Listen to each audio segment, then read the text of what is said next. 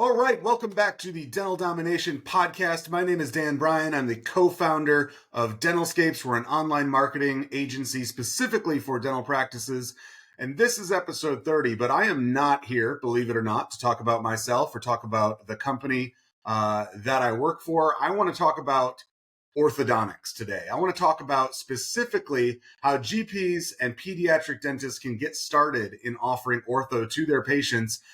One, the business case for it, and also two, how easy, in fact, it can be to get started with the proper guidance. And so to that point, joining me today is a special guest. I'm super excited to have her on today. This is Dr. Amanda Wilson. She is an orthodontist, also the founder and CEO of StraightSmile Solutions.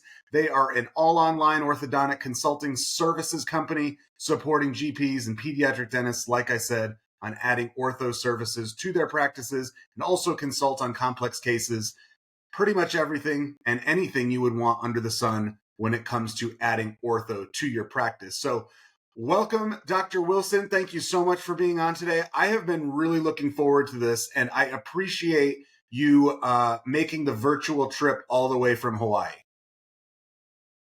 Sure. Aloha, Dan, and aloha to all your listeners. I'm super honored to be episode number 30. Just like that number. So I feel like I should have brought a pork roast or something. We like that here in Hawaii. Sometimes when I do podcasts, I like to record it from all different places just to shake it up a little bit. But sometimes I have like the beach in my background.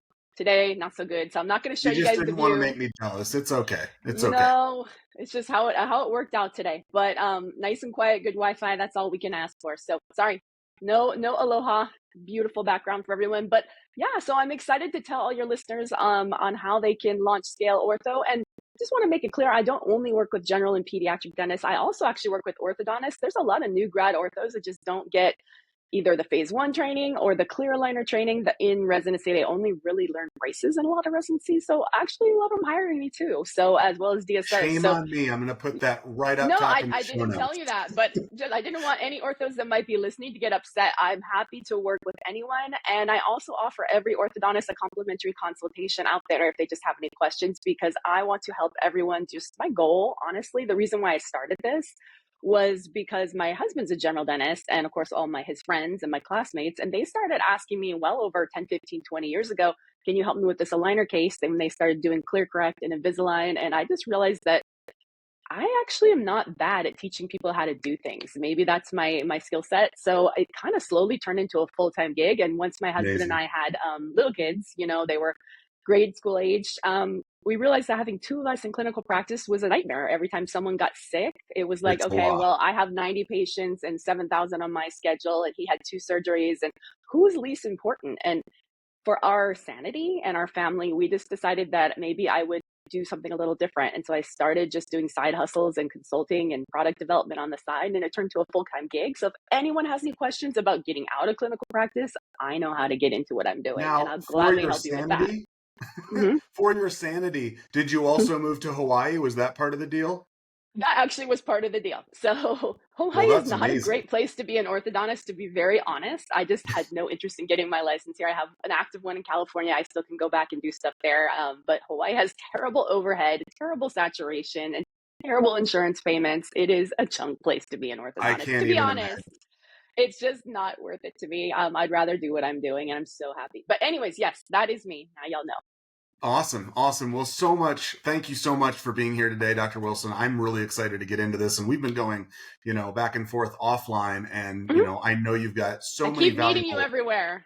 So we just haven't I know you've got so many valuable insights to share, and I should say up front too, Dr. Wilson is super active on social, so check out our YouTube page in particular. And if you are interested in that free consultation, we'll talk about it at the end also, but just go to StraightSmileSolutions.com. Really excited about that opportunity.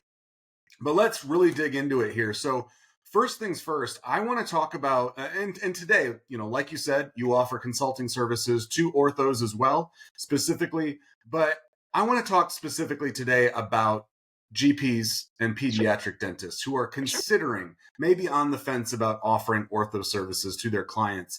So let's just start with the business case. What is the biggest business benefit that you talk with with clients about that you Not talk with only money, clients money, about money. when it comes to Okay, adding that? so let's talk about it straight. What goes on? Okay, so how do patients make it from the GP or pediatric office to the ortho office? How were things 20 years ago? How are things now? It's totally changed. When I went into residency in 2004, the vast majority of cases were just referred out. It's no different than endo or oral surgery, although a lot more people are doing endo and oral surgery as well. It was just the GPs and the pedos didn't, sorry, pediatric dentists, I'm not supposed to say pedos anymore. Um, Old school.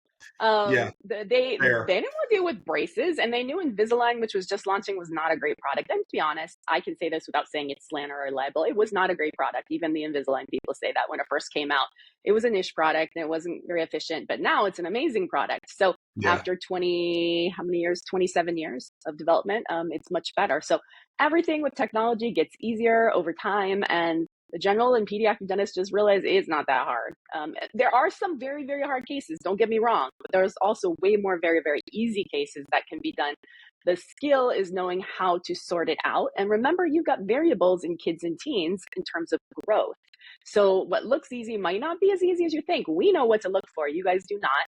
Same thing in yeah, adults, though. If they've got myofunctional airway issues, it's easy as you think, even if they're not yeah, growing. So that is the challenge. If you can pick and cherry pick the ones that aren't trouble, and it's not always what you think, you can bring in incredible revenue into your practice. And, on the flip side, I mean, to be honest, a lot of times parents and patients aren't really excited about going to a different office. It's just a hassle. They don't like the hours. It's too yeah, busy. It's too loud. It's too crowded. And they might prefer to be treated in your office. They might be more likely to accept treatment if they're given options. So my goal is to make sure the patients get the treatment that they need.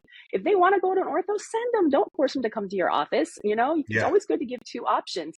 But the main thing we want is we want them to get treatment.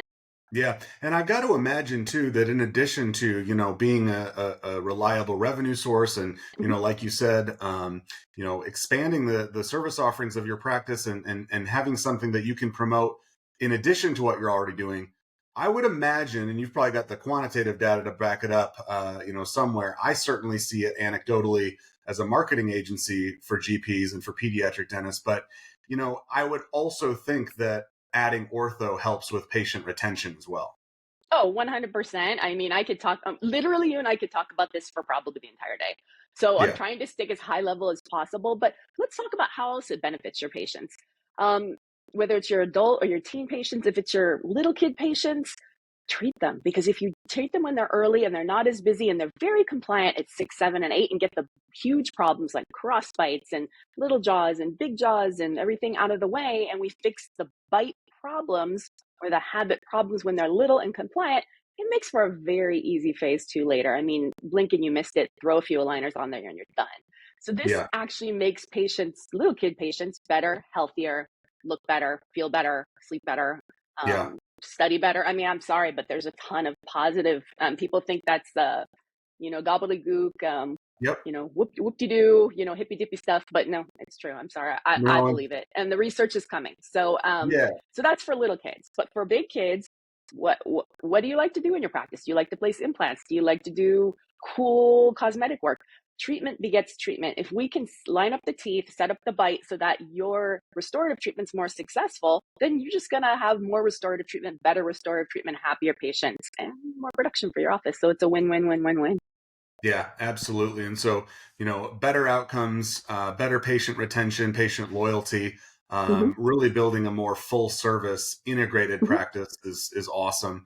And we've talked a lot about, the financial benefits associated Mm-hmm. with implementing this new revenue stream as well for practices. But I also want to talk about the flip side. And, in your experience, starting out for someone, a GP, a pediatric dentist that maybe doesn't know a whole lot about the ortho game originally, Mm-hmm. what are some of the biggest financial mistakes maybe that you can make when trying to incorporate ortho? Or is there anything that you really need to watch out for, or anything that you should be wary of? Don't spend a lot of money getting started. You shouldn't have to spend a dime getting started, to be honest, because as long as you have a scanner in your office, obviously, if you have an iTero, you're going one direction. If you have a Medit or a 3Shape or something else, you're going the other direction in terms of some of the products you can pick, because not all products are compatible with all the different scanners. So I recommend anyone who's even considering getting started or scaling to talk to an orthodontist a little bit more. There's a lot more people than just me doing this. Some people focus only on aligners. Some people focus only on early interceptive. Some people focus only on braces. I do it all, as long as it's not a surgery case. I'm not going to help you with surgery. Sorry, not happening. You got to refer those out. But no, I mean, not really. Just don't spend. I mean, people just go nuts. They take these weekend courses, and that's okay if you want, but it's really not necessary. You can get started for nothing, and just talk to an orthodontist, get some tips on what cases to take, not to take, and I can tell you more about that later.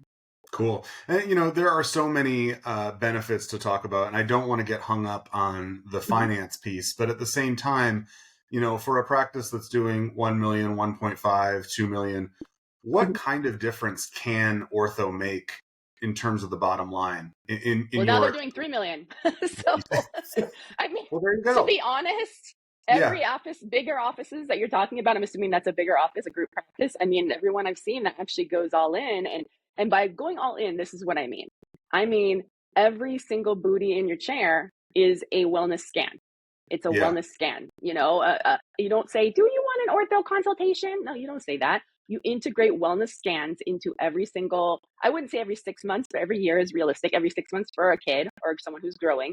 And you're just going over their bite. I mean, I don't even want to get into that, because I've got so much content on how to do a wellness scan, how to use your iTero, how to use your Medit, to do wellness scans, and educate patients. And you don't even really talk about it in terms of ortho, unless they're coming and asking for aesthetics, and then you can. But you talk about function. I hope folks are listening, because you are just cutting up the clips right now. That's pretty great. I absolutely love that philosophy. So let's pivot though real quick. Obviously, we could talk for hours about the benefits of adding ortho to your practice, but when it comes to the nuts and bolts of getting started, it can be intimidating for a lot of folks out there. How easy can it be to get started, and what do you need to do to actually get there? My suggestion is that if you don't have a scanner, get a scanner. That's the only thing I need you to get. If you have a scanner, what scanner do you have? Like I said, there's an iTero direction. That's one way we go at the fork in the road. And then there's everything else. So if you have a scanner, you start doing your wellness scans. Now, I personally, and I do not work for Align, and a lot of people who are like me do. So I've never taken a cent from Align technology, don't care. But if you have that iTero, it is a little more powerful because of the iOS, which is the outcome simulation, which is just a great way it just does a really good job at explaining things visually in a matter of seconds. And you don't need to know ortho. The computer has AI and knows ortho. So it'll just kind of show what it looks like all straight in their face. And that's like, whoa, that's me with straight teeth. And then you can go into a little bit more of the health benefits after that. But the other ones are going to work too. You just need to understand ortho a little bit more and how it gets there. But I mean, that's pretty much it. Just that's depending on the scanner you have. We have some older iTeros, so ours take 3 to 4 minutes. The Lumina takes 1 minute, 45 seconds. I mean, that's all you have to do. And then snap a few photos with an iPhone. You don't have to get an SLR camera. It shouldn't cost anything. We all have old iPhones and iPads in our home. You just delete all the apps except for taking photos. So that way we're not, connected to the internet or anything like that. And that's all you do. That's all you need. It's not hard. And then just start going over those cases and seeing what the opportunities are. Some you're going to refer out, some you're going to keep in, some maybe aren't good candidates, but just start learning. And in time, your brain, at least my brain, and it will happen to you in time, is kind of like a filing cabinet. I start to see a patient and I'm like, oh, that's a this, it files there. Because there's only so many iterations of bites and faces that are out there. And in time, you'll be fast, just like you probably are with your regular general stuff, but you'll know what to do. It's very rare that I get stumped unless it's a massive like syndrome, jaw surgery, clefting case. Otherwise, it's so easy to treatment plan. It's not hard. And what's the barrier to entry when it comes to the learning? So we talked a lot about the equipment, and you mentioned, familiarize yourself with it, start doing cases. What's involved though when it comes to positioning yourself to do just that? I mean, where do you start? Just confidence. I mean, that's why I say I don't see how you can do this without working with an orthodontist, at least initially, because we have so much. I mean, read so many journal articles. We have so much knowledge in our brain just seeing things by visual memory, and you can't just go off the AI. I mean, the AI makes it look nice when they do the clean checks and stuff, but that's just a computer. It doesn't know what's best. It doesn't know if it's pushing teeth through the bone. It doesn't know if it's giving your patient an anterior open bite. It doesn't know if your patient's going to mouth breathe or they're going to have weird speech because you just put the teeth too far forward. An orthodontist knows that. So work with an orthodontist on your first 10, 20, 30, 40 cases, and you'll be fine. And then if you have a challenge, you can always, go back and work with them again. Yeah. Now you talked about the wellness scan, which I love. And like I said, we're going to cut that one up and put it everywhere. I think that's just such a valuable tip for folks.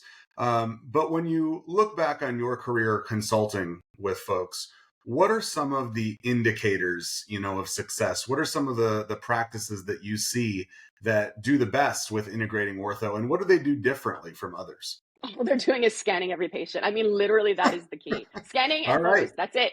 Like I said, 1 minute, 50 seconds plus a minute to take photos. It takes 3 minutes. Anyone can do it. Remember, none of this you have to have a license for. A scan is a series, except for in 1 or 2 states, and I'm not going to mention the states because I don't always keep up on all the dental practice acts, which change like that. There's 1 or 2 states in the nation where I think you might have to have some type of license in order to scan, but vast majority.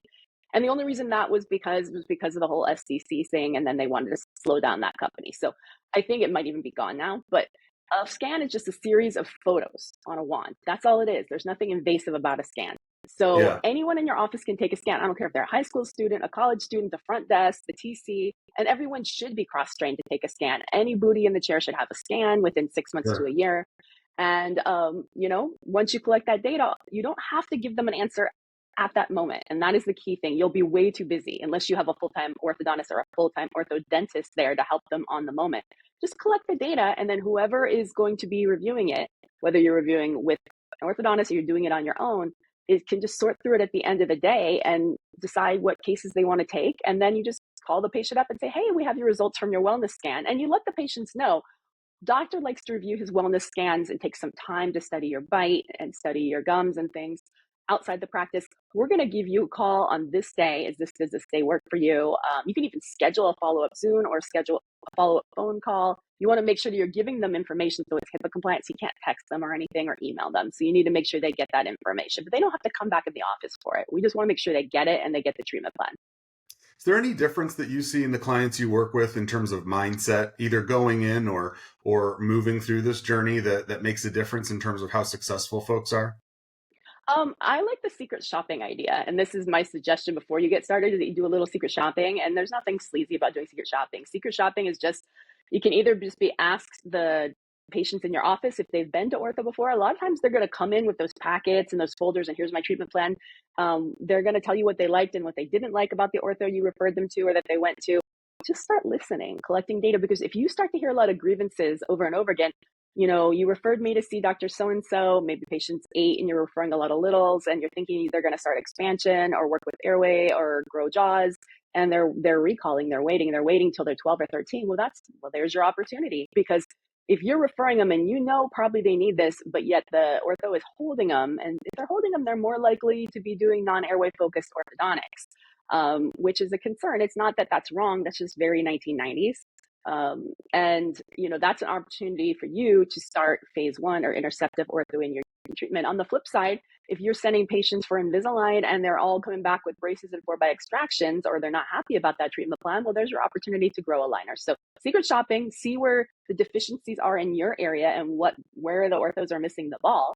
And that's your opportunity. And then you don't have to feel guilty about starting it, because they're not doing the way that maybe your philosophy is. It's not wrong. It's just one way of doing it. You have a slightly different philosophy based on the journal articles you've read. So we don't want to undermine anyone. It's just a different way of doing things. And do that. And also in terms of price point, get an idea of what the price points are. Is it too expensive? Is it too cheap? Are they not including retainers? Do they not have an aftercare program?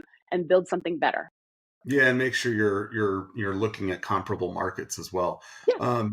Any last tips in terms of presenting the treatment to patients? Is there anything that you've gathered in your experience? I'm sure there is. That would help folks in making the case and laying out the options. You do not want to be salesy. That's the worst thing you can do.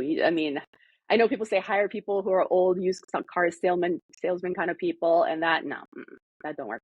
So maybe in a few markets, but for the vast majority, you have to understand your patient. Every patient is driven by one of especially adult patients. I'm not talking about kids. I mean, kids, most parents, if it's needed, the kids are going to get treatment. You just need to explain why it's needed. For adults, you got to find out if they're aesthetic focused, are they health focused, are they function focused? And then, I mean, you could even do like a smile screenings form. That's what a lot of orthodontists do. And then that's the direction you present the case. So if they're aesthetic focused, I'm going to be using the outcome simulator, showing what it looks like on their face, using maybe Smile Architect. If they're function focused, maybe they're an engineer. I'm going to talk about, lifespan of a tooth, break down what happens when things break down, what are the risks are to the rest of your mouth, your function, your eating, your airway, things like that. And health focus is, of course, going to be more focused on airway, breathing, tongue position, and everything else like that. Absolutely. Now, I think I know the answer to this question, given what we've already talked about. But let's say someone listening here is interested in integrating ortho into their practice. What is the number one first thing that they should do right now? Give me a call. Or buy a scanner.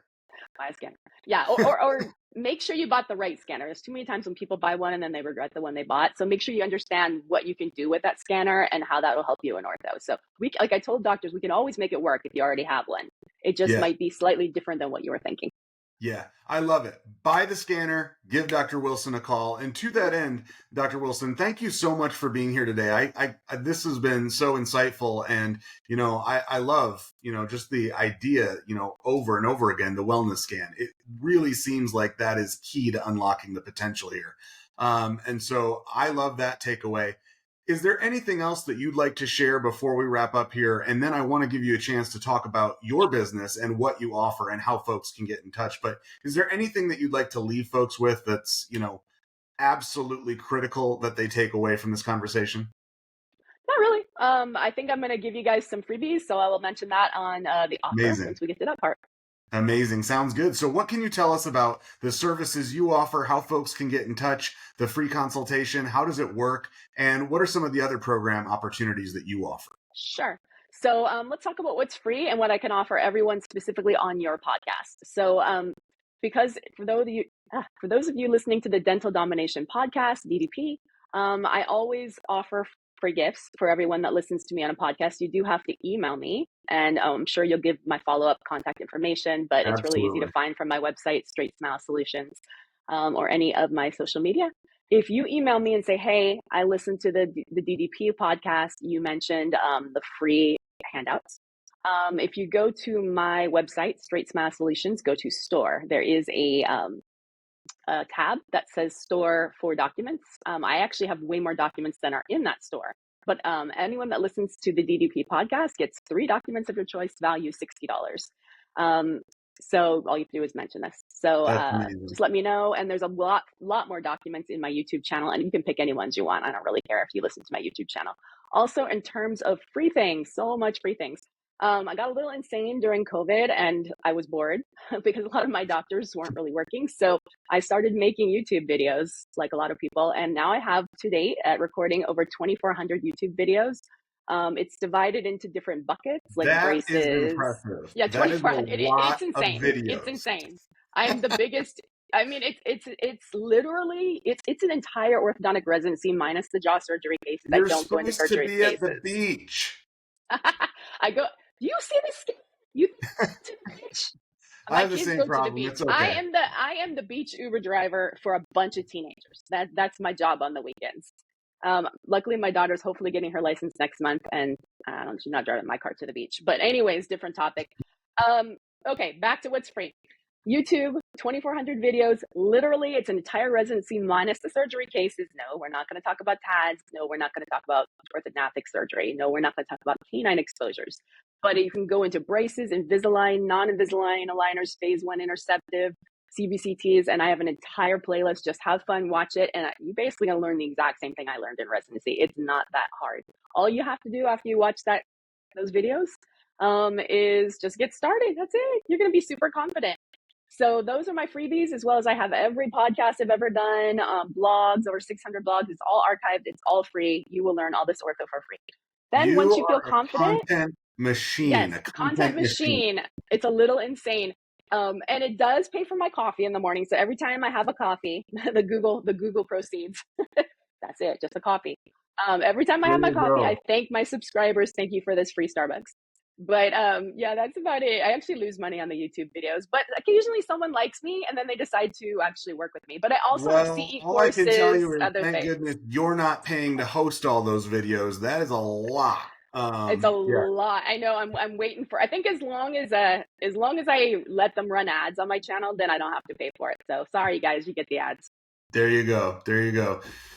All right. Well, Dr. Wilson, thank you so much for stopping by. It's been so great to have you here. I can already tell there's like 2 or 3 or 4 or 10 different topics that we could dig into Yeah. further on a future episode. So I would love to drag you back at some point gently Anytime. Let me if you'd know, like to and I'll do have a that. beach But background next time. Yeah. there you go. Cool. There you go. Make us all jealous. But thank you so much. I really appreciate you dropping by. I will put all this information, Dr. Wilson's contact info, the freebies, the link to the website, all of that will go in the show notes. So check that out along with the transcript.